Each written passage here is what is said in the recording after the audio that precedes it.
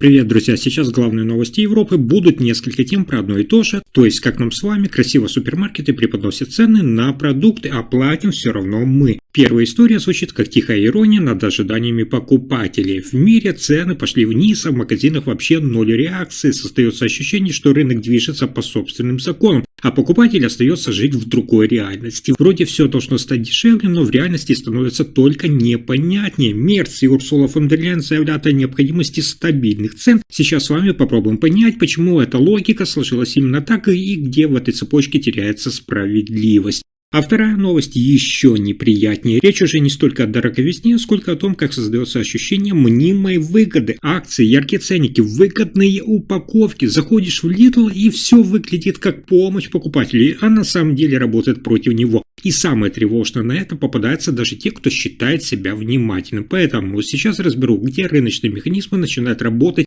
не в пользу людей и почему это перестало быть каким-то частным случаем, превратившимся в обыденность для нас. Здравствуйте, обо всех этих последних событиях Европы коротко расскажу буквально за несколько минут.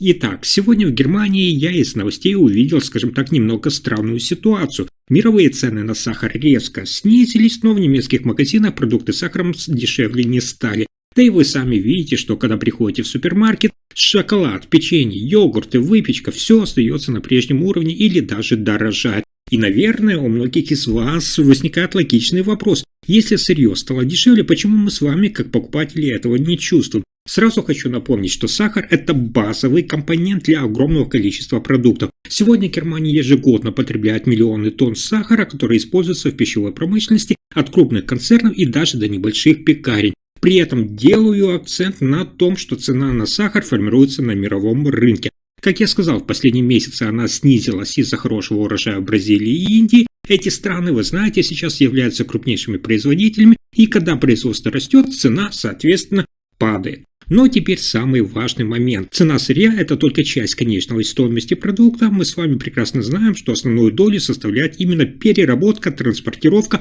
упаковка, хранение и зарплаты сотрудников. Эти расходы в Германии за последние годы выросли очень сильно. Именно поэтому снижение цены сахара не приводит автоматически к снижению цен в супермаркете. Вот в такой реальности мы с вами сегодня и живем. Как всегда приведу пример. 47-летний беженец Александр из Кёльна владеет небольшой кондитерской. Этим он, кстати, занимался и раньше у себя на родине. Александр закупает сахар регулярно для производства тортов и выпечек. Он говорит, цитата: «Оптовая цена на сахар немного снизилась, но расходы на электричество, аренду и персонал выросли гораздо сильнее». То есть в его бизнесе основная нагрузка сейчас связана не с сырьем, а с общими расходами на содержание предприятия. Помните, был раньше период, когда в 2017 году в Европе отменили квоты на производство сахара. Тогда производство резко выросло, и цены на сахар снизились. Но и тогда потребители не увидели резкого удешевления продуктов, как и сейчас. Потому что, как я сказал, розничные цены сегодня формируются не только на основе сырья, но и на основе всей цепочки производства и продаж. Пожалуйста, пример в студию. 39-летняя Элла из Гамбурга работает менеджером в супермаркете. Она говорит, что закупочные контракты часто заключаются именно на длительный срок. Это означает, что даже если цена сахара на мировом рынке падает сегодня, магазины продолжают продавать товары по старым контрактным ценам. Изменения доходят до полок с задержкой. Таким образом, сейчас в Германии немецкие производители продуктов работают по долгосрочным планам. Они закупают сырье заранее, фиксируют цены и рассчитывают расходы на месяцы вперед.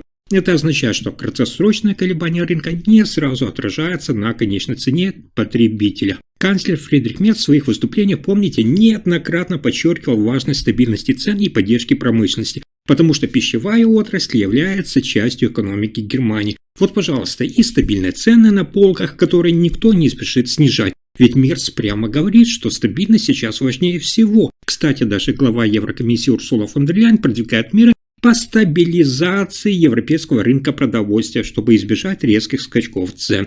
И это еще не все. Пример, который подтверждает все вышесказанное: пенсионер в Германии, 69-летний Себастьян из Лейпцига, владеет семейной пекарней, которая работает уже более 30 лет. Он говорит, цитата: «Раньше основная часть расходов приходилась на муку и сахар. Сейчас больше всего мы платим за энергию и зарплаты. Это означает, что сегодня структура расхода изменилась. Напомню, что на самом деле исторически Германия, вы знаете, всегда имела сильную пищевую промышленность. После Второй мировой войны страна быстро восстановила производство продуктов и стала одним из крупнейших производителей в Европе.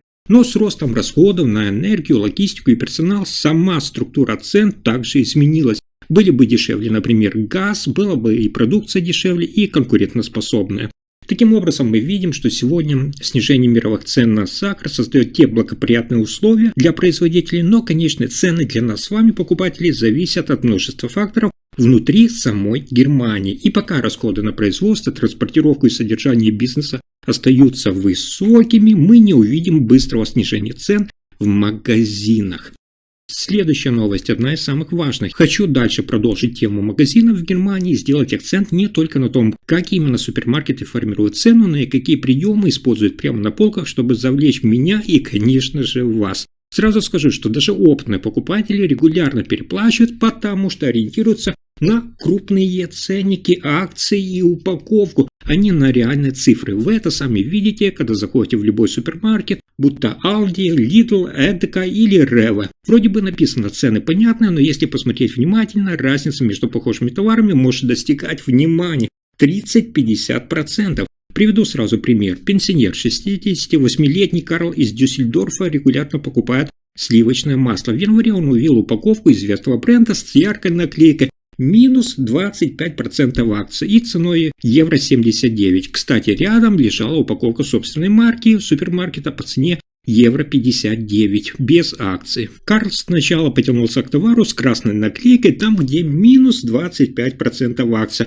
потому что визуально она выглядела выгоднее. Но если посмотреть на цену за килограмм, которая указана мелким шрифтом, становится ясно, акционный товар стоит 7,16 евро за килограмм, а обычный всего лишь 6,36 евро.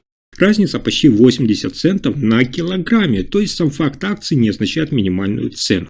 И это системная практика. Напомню, что сейчас в Германии по закону супермаркеты обязаны указывать цену за килограмм или литр. Именно эта цифра позволяет реально сравнить товары. Но она напечатана значительно меньшим шрифтом, чем основной ценник. Покупатель смотрит на крупные цифры и реальную стоимость пропускает. Есть еще один механизм, который влияет на поведение покупателя, нас с вами. Это размер упаковки. 42-летняя Сабина из Дортмунда покупала стиральный порошок. Она увидела упаковку с надписью сверху 20% больше бесплатно за 8,99 евро. Рядом стояла обычная стандартная упаковка за 7,49 евро. Сабина выбрала большую, потому что надпись обещала выгоду 20% больше бесплатно.